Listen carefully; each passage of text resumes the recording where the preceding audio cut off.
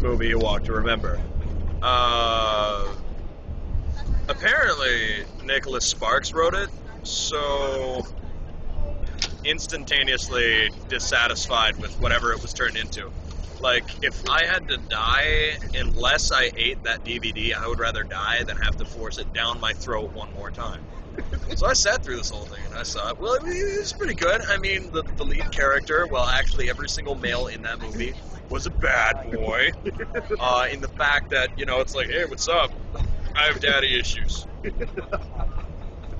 Daddy doesn't love me. Well, actually, he does. He's just a famous doctor. And my mom's obviously a prostitute with plastic surgery to look like Angelina Jolie. But it's okay, because my slutty redhead girlfriend is just sitting right by me making out with me. What? No, I just want to borrow your phone. Oh, you want to borrow my phone? Good, it doesn't work. So, no, I'm serious. It's out of it. Ooh, feet. Here, quick, zoom in. There we go. All right, back to me. Back to the panda. Back to me. Batty? No, just go. Okay. So, but it's okay. Oh, wait. I'm going to force this with my other bad boy friends who obviously also have daddy issues, such as my daddy doesn't beat me enough and he's never home, and my daddy's black. What about so I don't know where my daddy is. What about his clothing? Well, his clothing, you see, in every single scene, his shoulders cannot match his chest. Even in scenes where he's wearing one shirt, they make sure that there is a tank top on his chest. So his shoulders are a slightly different tint of the exact same color. What's even better, though, is his girlfriend at the end of the movie. Let's see, you don't do anything, you sing, and obviously I'm surprised, even though I've rehearsed the show 50 times, that one time that you sing it on stage, I'm totally dumbfounded to make this face for exactly 10 minutes of cinema. Which, granted, that's the same face he makes the whole movie. Except, his hair never touches his forehead. It's like... Yeah. I have daddy issues. Oh, also, they kind of talk like Batman, but not. Because that would ruin it. So it's kind of like, I gotta hate pandas. If only my did not know she had leukemia, but it really makes sense now that I think back onto it, girlfriend, that I married for only one purpose and one purpose only. Yeah, we know what that is. She wouldn't get laid until she got married and she wanted laid. 'Cause I would not have married a douchebag that spends at least 7 hours a day on his hair. Just his hair. It's like, I'm gonna go to bed at midnight. Oh, 12:15, time to get up and do my hair.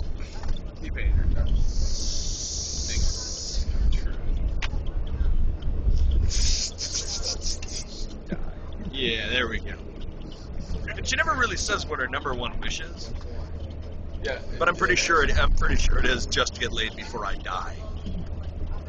Which 6 months later she dies, and then they zoom forward to 4 years later where he just happens, this is the first time that he stops by and sees his father-in-law, who apparently did not know who he was 3/4 through the movie when they've had at least 15 run-ins. Because he walks off there and the first words out of the dad's mouth, who is he? It's like I haven't just given this boy like 18 death threats, which just proves that the pastor was drunk the entire movie. The mother's a prostitute. And apparently anybody can act. And anybody can write scripts too. And musical scores. It just happened. Because Nicholas Sparks wrote this one. In which there are only 2 characters, but everybody else just kind of hangs around and we care about them. But they disappear for like days at a time. Like, no one in this made-up world goes, hey, I haven't seen my mom for the last, like, 30 minutes of cinema. But I've been home. I've been here for 3 days. Need to take the dog out. The what? Kid that broke the leg.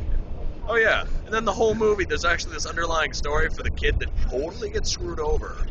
Because he writes the play for the leukemia-ridden girl. He wants her to be the lead so he can be the other lead so they can kiss, so he can finally tell her how much he cares. Screw that bad boy that just almost killed a man by pushing him 30 feet off a bridge onto a pipe. Which is not lethal. By the way. Not lethal, along with about 5 minutes of just sitting there in the water with your face down. Which I'm pretty sure would cause some serious brain damage.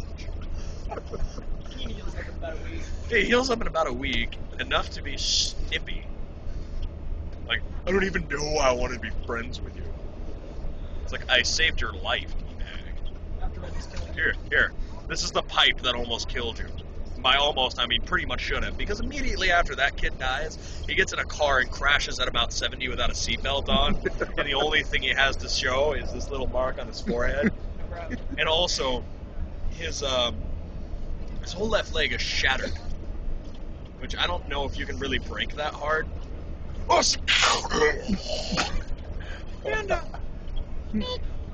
I hurt. Oh, hello, officer. And then he manages to talk his way out of going to jail. With a pretty massive concussion. If there was enough force to shatter his leg, also, no air, like the airbag didn't even deploy.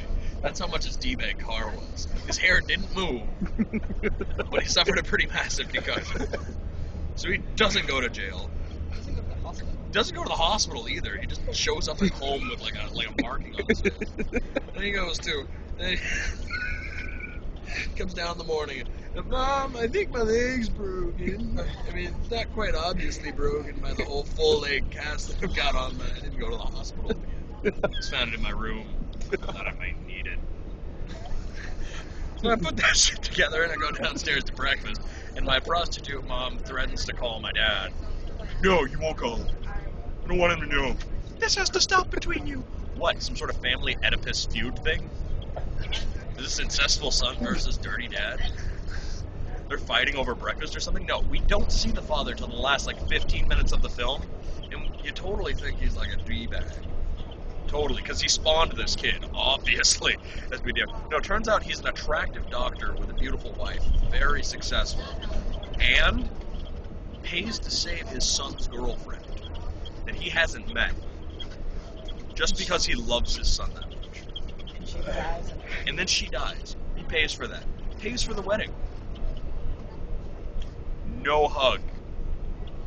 Till at the very end. Where he's like, it's okay, Dad. And then he just never goes back and sees him again. What kind of a son is that? Think about it. Thanks, Dad.